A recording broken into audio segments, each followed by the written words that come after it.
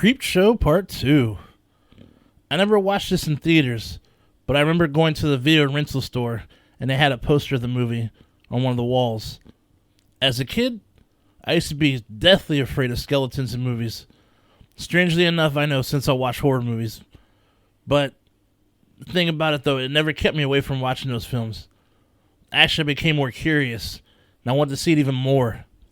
I guess you could say I was like those people in the movies who just have to investigate that noise. Gotta see what's around that corner.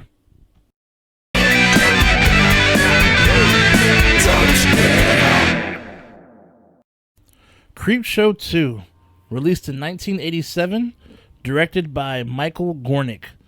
The storyline goes like this. A vengeful cigar Indian, a flesh-eating creature, and a hitchhiker who won't stay dead populate a trilogy of terror in this film. Now just a brief heads up you all. There will be spoilers in this video. Spoilers in this video. So this is an anthology that has interludes in between about a boy named Billy who follows a truck dropping off the latest copies of the Creepshow comic. Then as the stories begin, he's chased by local bullies throughout. So there are 3 stories in this one. The first one is called Old Chief Woodenhead. It's about an older couple named Ray and Martha who own a store in a small town located in Arizona. In front of this store stands a statue of an Indian named Old Chief Woodenhead. The store is on its last legs, and the couple may have to shut it down. But they are given a bag of sacred jewelry that belonged to a local tribe to pay off some debt. Later that night, the couple are robbed and killed by a group of thugs. This awakens Old Chief Woodenhead to whoop these dudes' asses. Gives them their own taste of soya. The chief takes them out in very creative ways. Once the job is done, he returns back to the store where he normally stands guard. The second story is called The Raft, where 4 friends drive out to a lake for a swim. It's too bad they missed the no swimming sign. Anyhow, they notice a raft in the middle of the lake and decide to swim to it. Once they all reach it, they notice this black, oily, gooey-like blob substance floating around them. Of course, they got nosy and started playing with it. And in the end, you know what happens? They get worked and die. But the best part of this story is the end, because the one survivor who makes it back to shore got the car right there. Get in the damn car, drive the hell off, right? No. He felt like going back to the blob and talking shit to it. And you know what happened to him? The thing ate his dumb ass. Oh well. And the third and final story is called The Hitchhiker, about a cheating ass wife heading home from banging her lover. On the way, she hits a homeless dude on the highway.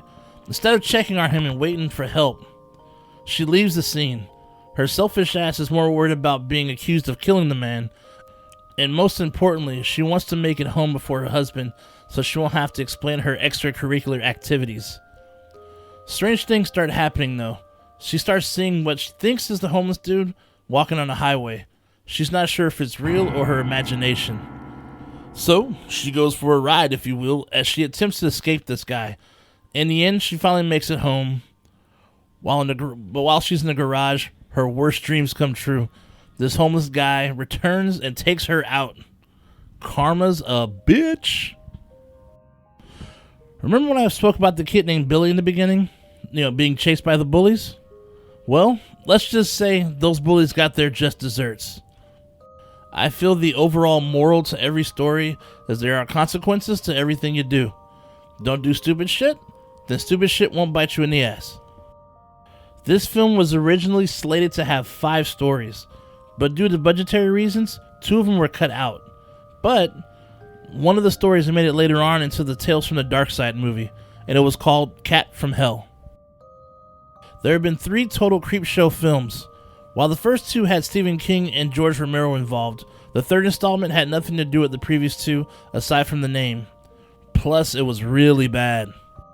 The screenplay was written by George A. Romero, a god in the horror genre.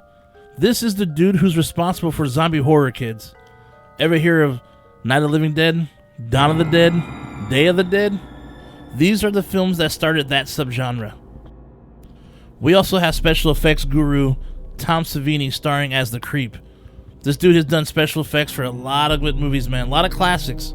Friday the 13th, Dawn of the Dead, Maniac, just to name a few. His special effects team are also responsible for creating the WWE Championship title for The Fiend, aka Bray Wyatt. What's really cool is the Creepshow franchise is bigger than ever, now having a TV series on Shudder, which is produced by The Walking Dead's own Grant Nicotero. This past year, there was even a Christmas special. What I love about these types of films and films from this time period is they had to rely more on practical effects, as digital effects weren't too common back then. The effects felt more organic and real, especially when you have the best special effects artists at work. Plus the stories are more simple, straightforward, and fun. There are some great dark comedic parts in every story that breaks the tension. This is get some popcorn, have yourself a nice cold beverage, and enjoy yourself kind of flick. I give this movie 5 severed fingers out of 5. Creepshow is available on iTunes, Amazon, and Vudu. And remember, folks, the odds of survival are better when you stick together and you don't split.